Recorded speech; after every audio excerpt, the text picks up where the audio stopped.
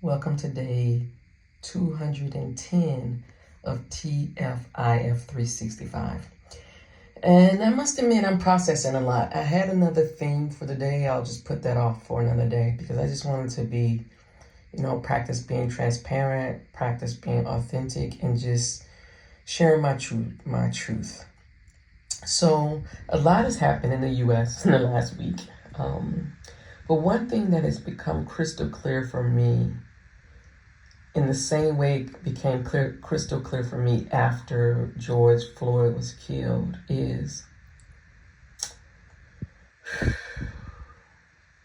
it takes, unfortunately, it takes chaos. It takes having to view harming of others with no escape from viewing that. It takes the most marginalized and vulnerable to be harmed in such vicious ways before my beloved good white folks will step in. We have been careening in the U.S. towards authoritarian rule for a few generations now. This is not new. This is just the end of years, decades, generations of strategic, planned, patient actions to get us here. So this is not new.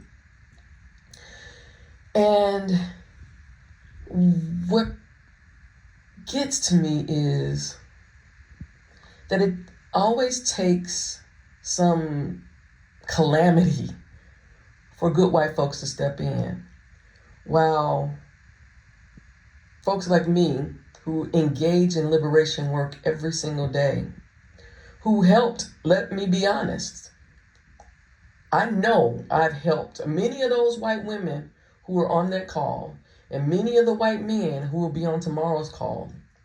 I helped get them there. And I'm going to say that with my full fucking chest. They would not be there had it not been for me and other folks like me in their faces, constantly slapping their hands every fucking time they fucked up. Every fucking time you open your mouth to say some dumb shit, we were there to shut the fuck up. Shut the fuck up. You don't know what you're talking about. Every time you fucked up, we took the time to explain to how you fucked up and welcomed you back into the coalition, welcomed you back into the community when you made amends. We've been doing this work. We've been on the grounds, boots on the grounds for years, which culminates in when you finally see that your house is on fire, not just mine, but that fire has leaked over to your house, then you want to take action. And what gets me is, and I've been struggling with this because I'm very clear. I'm not an ignorant person when it comes to how much elections cost. But the fact that I have been living off my savings, which is gone, for the past year and a half as I transition to what's needed. Because again, I knew this. This is predictable. Once y'all engage, my goal was to create a place for y'all to go afterwards, because that's going to be the test. When Harris wins, what are you going to do? What are you going to put your action? Because usually you go back to doing nothing. That's what happened after George Floyd. Everybody, this was global, was having Black Lives Matter marches, and 3 years later, everything that was rooted in that has been decimated in the U.S. The education that you were lacking folks are trying to strip it from school, so your children will be in the same situation that you're in, and you haven't fought for that. You just sat back and let them say that AP African American history was frivolous, was not a part of the curriculum, was an extra, but European history is, right? You allowed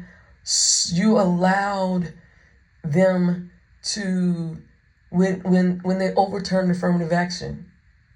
Where was the marches? Where was the fundraising? Where was all of this galvanized? We had to get this far. We had to get to where an 81-year-old man fucked up at a debate for y'all to start getting worried, because now y'all is like, oh shit, the alternative is realer than we thought.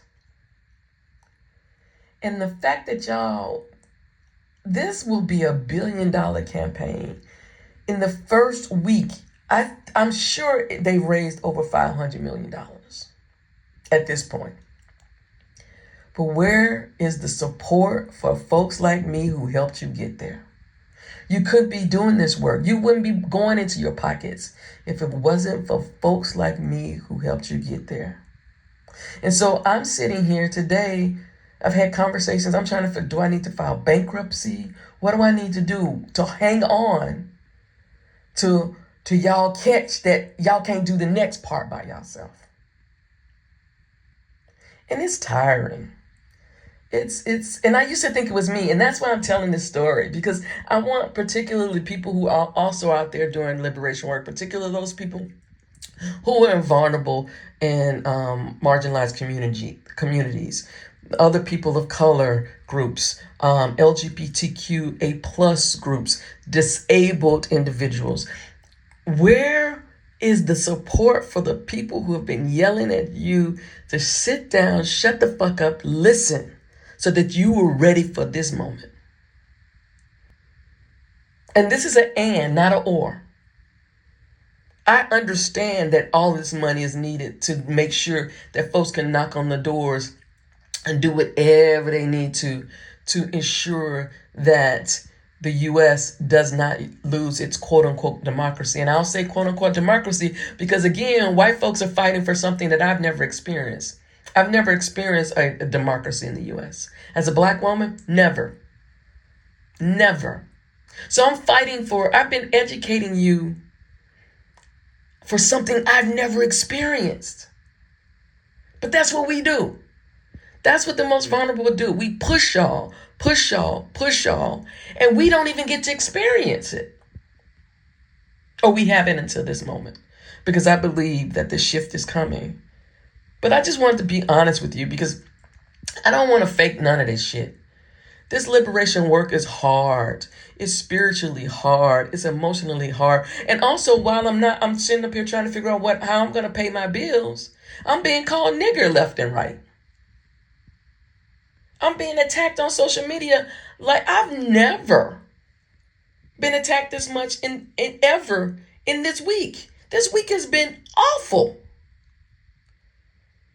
And yet, with my dwindling bank account and everything else, I'm being assaulted, and I need to maintain my mental well-being, my spiritual well-being, and all of that, because I know that I'm here for a bigger reason, for a bigger thing. So I'm just asking you, good white people, what are you going to do, or what are you doing besides giving money to Kamala? Because that's not enough. What are you doing for those grassroots folks who helped you get here? And many of you are going to be honest and saying absolutely nothing. So that's all I have to say. Until tomorrow, peace. Become a sustaining supporter of my work at kimcreighton.com/support-the-work.